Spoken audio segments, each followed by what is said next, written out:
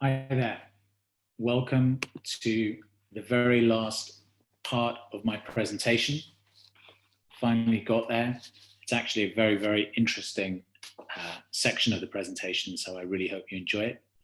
It's the circumstantial evidence, and then we'll review what we've discovered over the course of all of the other previous segments. So the circumstantial evidence. Are there any supporting facts that point to the resurrection? What can be concluded from a number of sources? Well, here we're going to rely on J.P. Moreland, well-known philosopher, equally qualified to express a very strong opinion. Firstly, we have the fact that the disciples suffered for their beliefs. At the time of the crucifixion, they were discouraged and depressed. Anyone crucified was surely accursed by God. It is what they'd been taught. God would not let his Messiah suffer death, surely. The Messiah was supposed to be victorious and lead them to freedom from Roman oppression. And of course, they dispersed. They all ran away, all bar John.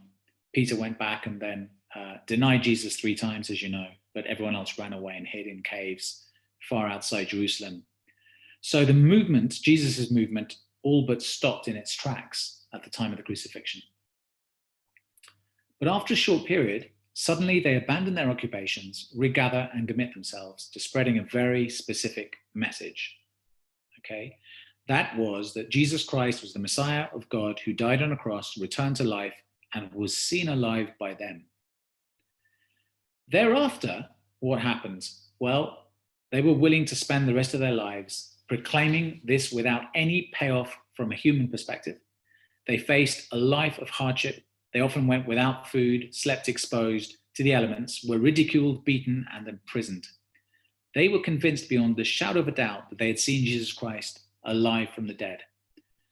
Now, I want you to ask yourself, if you actually told a lie, you'd seen something and had been asked by a friend to cover it up, what would you be prepared to do to defend that lie?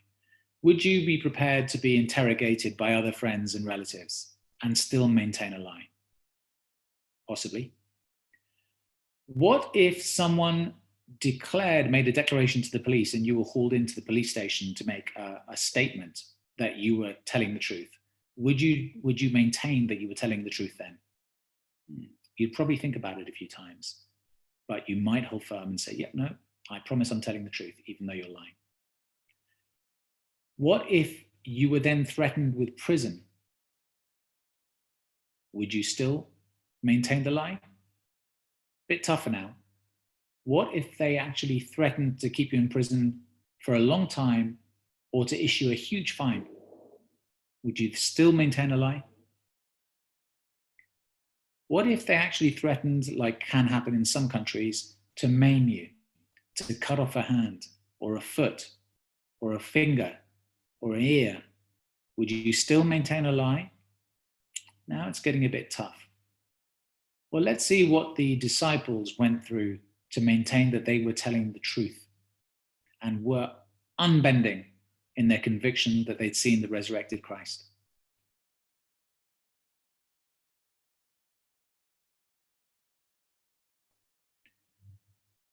What cannot be explained is how this particular group of men came up with this particular belief without having had an experience of the resurrected Christ. Let's see what they suffered.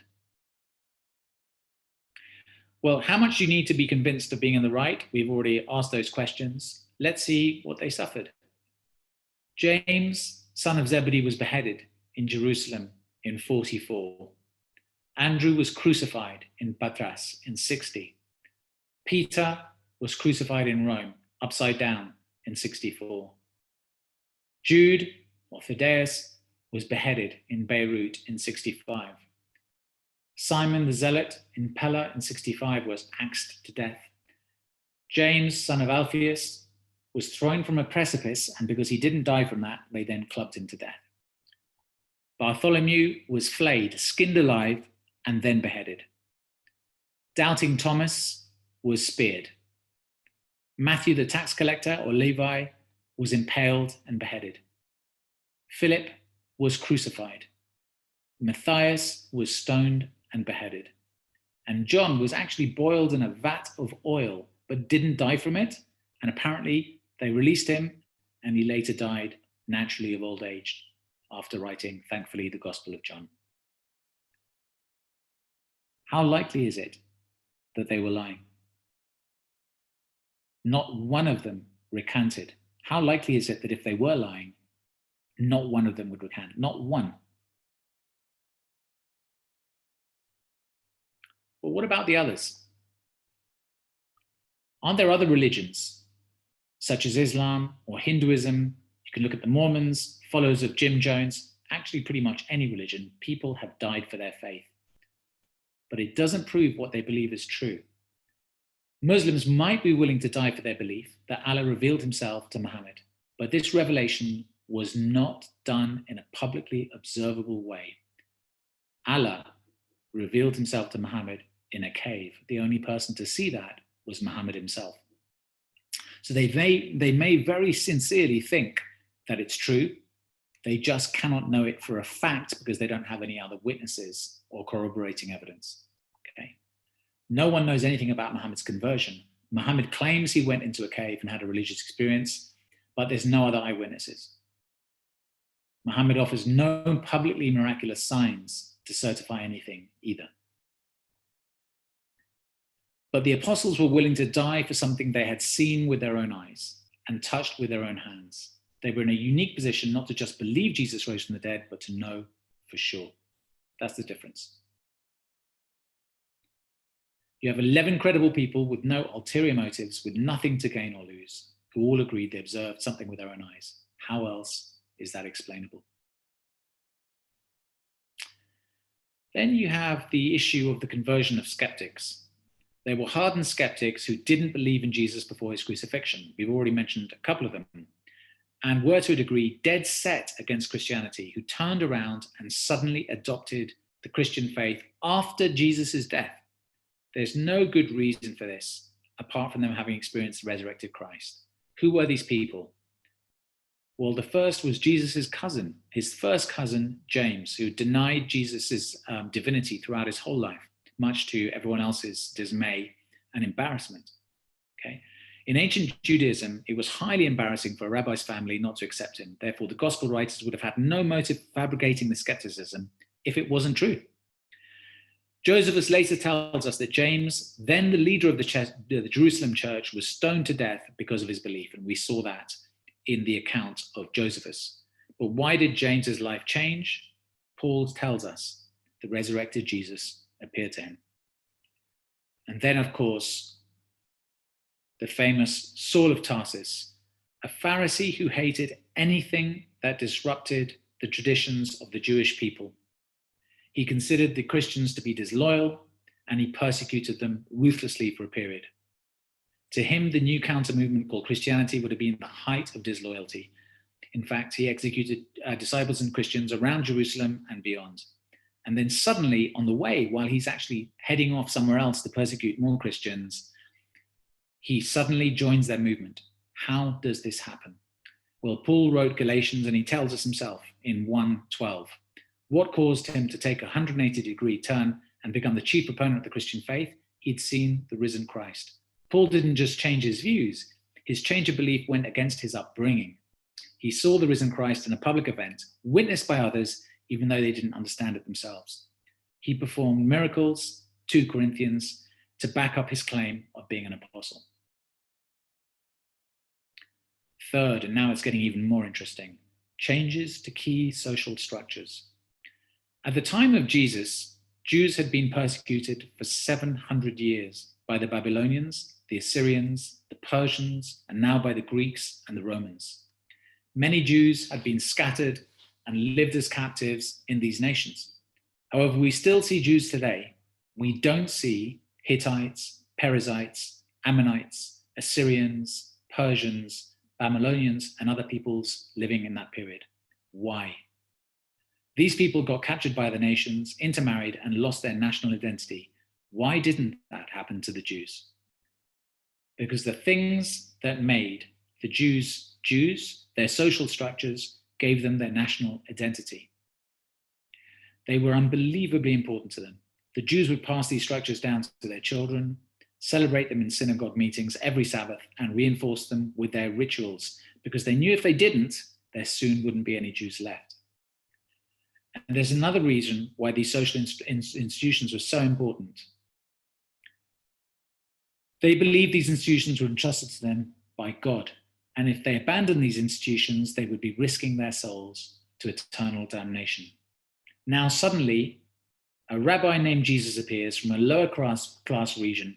He teaches for 3 years, gathers a following of lower and middle class people, gets in trouble with the authorities, and gets crucified in a period along with 30,000 other Jewish men during this period. But 5 weeks after he's crucified, 5 weeks after he's crucified, over 10,000 Jews are following him and claiming that he's the initiator of a new religion. And here's the crunch. They're willing to give up or alter all 5 of the social institutions that since childhood they've been taught have such importance both sociologically and theologically for their people. So the implication is that something very big was going on. Now, what were the changes to the key social structures? Firstly, sacrifice. Animal sacrifice on a yearly basis. Since Abraham and Moses they'd been taught that they needed to offer an animal sacrifice on a yearly basis to atone for their sins. God would transfer their sins to that animal, and that sin would be forgiven so they could all be in right standing with God. But all of a sudden, after the death of this Nazarene carpenter, these Jewish people no longer offer sacrifices. Next, the law of Moses. Jews emphasized obeying the laws that God had entrusted to them through Moses. In their view, this is what separated them from pagan nations. Yet within a short period after Jesus' death, Jews were beginning to say that you don't become an upstanding member of their community merely by keeping Moses' laws. Then you have the Sabbath day. Jews scrupulously kept Sabbath and still do purely for religious devotion. This is how, which is Saturday, this is how they would earn right standing with God, the nation, and guarantee the salvation of their family. After Jesus' death, this 1,500-year-old tradition abruptly changes. Christians worship on Sunday. Why? Because that's when Jesus rose from the dead. Then you have the issue of monotheism, one God. Christians teach a form of monotheism, but say that the Father, Son, and the Holy Spirit are one God, radically different from what the Jews believed. They would have considered the height of heresy to say that someone could be God and man at the same time.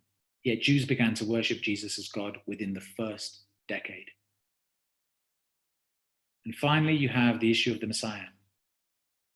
These Christians pictured the Messiah as someone who suffered and died for the sins of the world, whereas Jews had been trained to believe that the Messiah was going to be a political leader who would destroy the Roman armies or the oppressors, and still do believe it, that the Messiah has yet to come. What else? Well, here was an entire community of people who valued tradition above all, lived in a period in which the older something was, the better. In fact, for them, the further back they could trace an idea, the more likely it was to be true. Suddenly, they're abandoning their treasured beliefs that had been passed on for centuries and that they believed were from God himself. They were doing it even though they were jeopardizing their own well-being, and they also believed that they were risking the damnation of their souls to hell if they were wrong. So they weren't even doing this also because they'd come up with better ideas. They were very content with the old traditions. And yet, in a short period of time, you suddenly have 10,000 Jews giving up these 5 key practices. How can you possibly explain why in a short period of time, not just one Jew, but an entire community of at least 10,000 Jews were willing to give up these 5 practices that had served them sociologically and theologically for so many centuries? These changes to the Jewish social structures were not just minor adjustments that were casually made, they were absolutely monumental. This was nothing short of a social earthquake, and earthquakes don't happen without a cause. They had seen miracles that they could not explain, and that forced them to see the world another way. And crucially, they had seen the resurrected Christ.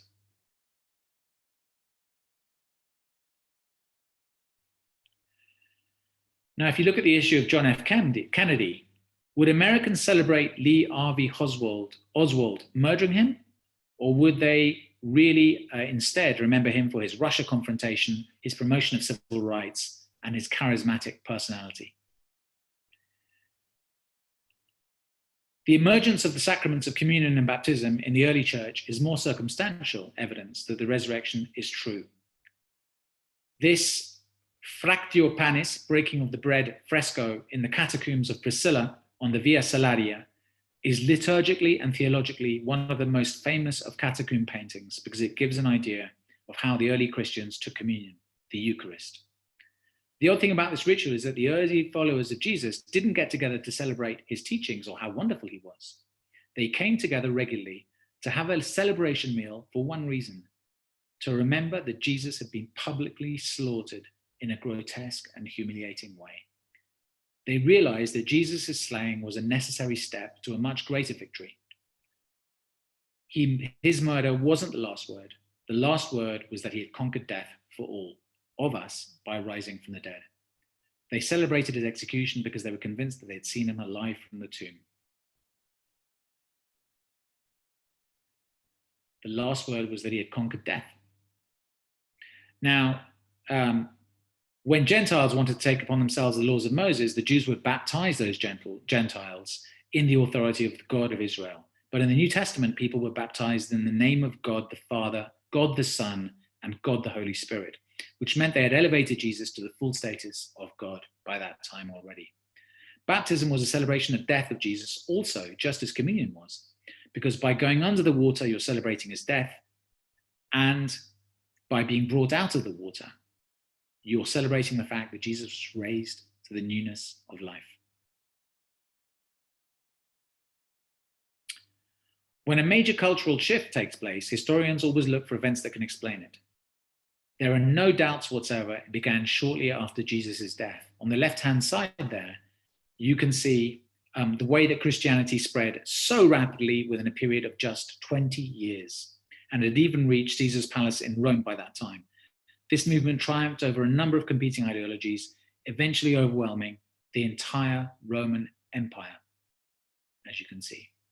Now, why the satellite image? Well, if you were a Martian at that time, just after Jesus' crucifixion, looking down on the first century, would you think that Christianity or the Roman Empire would survive?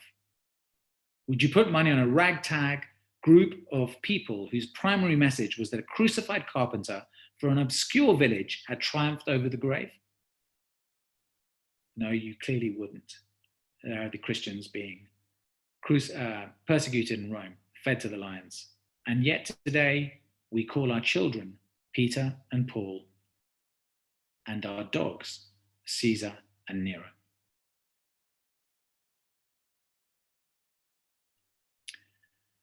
So what do we conclude? Well, if someone wants to consider this circumstantial evidence and reach the verdict that Jesus did not rise from the dead, fair enough. But they've got to offer an alternative explanation that is plausible for all 5 of these facts.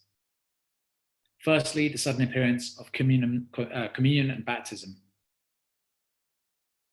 The radical changes in social structures cherished by the Jews for centuries. The amazing emergence and growth of the church. The revolutionized lives of skeptics like James and Saul to Paul. Willingness of the disciples to die for what they experienced. There's no doubt that these facts are true. What's in question is how to explain them. Is there a better explanation than the resurrection? The resurrection, and only the resurrection, makes sense.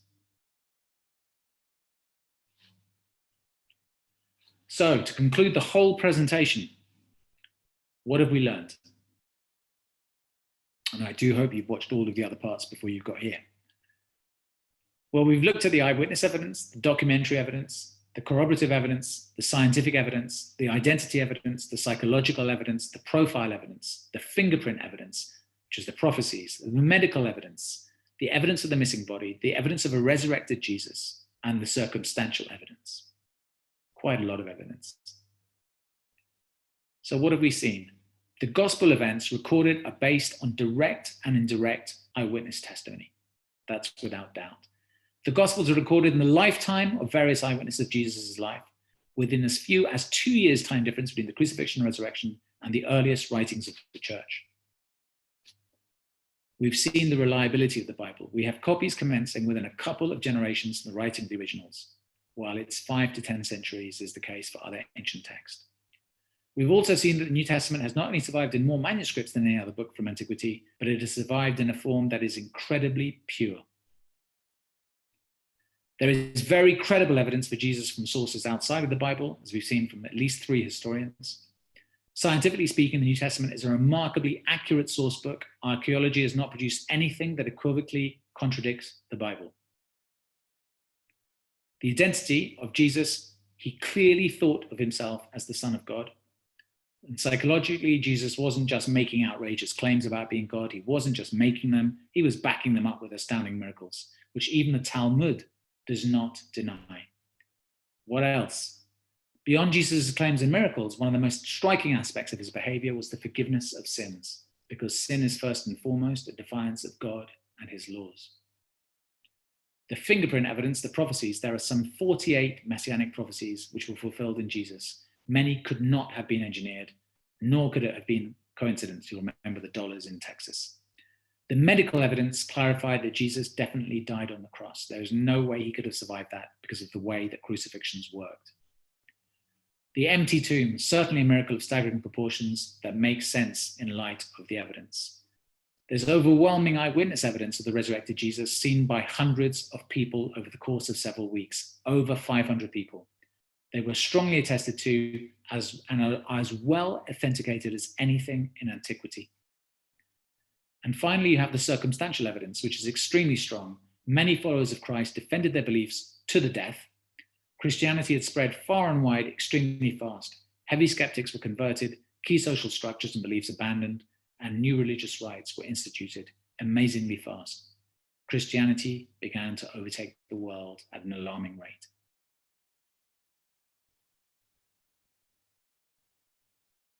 Thank you so much for your attention. I know it's been an incredibly long presentation. Hopefully with YouTube, you've managed to see it in bite-sized chunks. It's been an amazing experience for me to put it together. I'm also doing it in Spanish for all my Spanish friends and relatives and anyone else who they want to send it on to. I think it's really important that everyone is acquainted with the facts. So please don't like my video. I don't need you to like it. I don't need you to subscribe to my channel. If you appreciated the video, you may not agree with anything, you may still have your doubts, but if you appreciated the videos, the presentation, the biggest favor you can do to me, which is why I'm doing this, please send it on to your friends and relatives, as many people as you can, so that people can at least consider the facts for themselves. I don't ask anyone to believe. I don't want to talk about my faith or miracles or anything else that requires people to believe. I just wish people would look at the case of Jesus and the Bible with the same respect and give it the same credibility as all of the evidence that there is for the Holocaust or any other major event in history, because we are talking about history. Thank you so much for your time and attention. Take care.